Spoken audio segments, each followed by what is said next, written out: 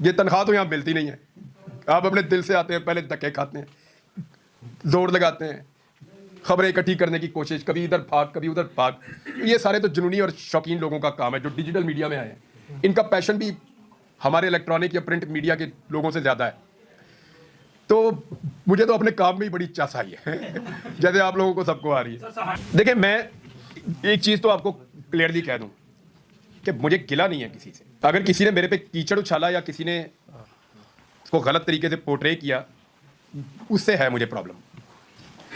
यानी तलत हुसैन ने कहा कि मैं खुद ही चला गया हूं और खुद ही आ गया हूं।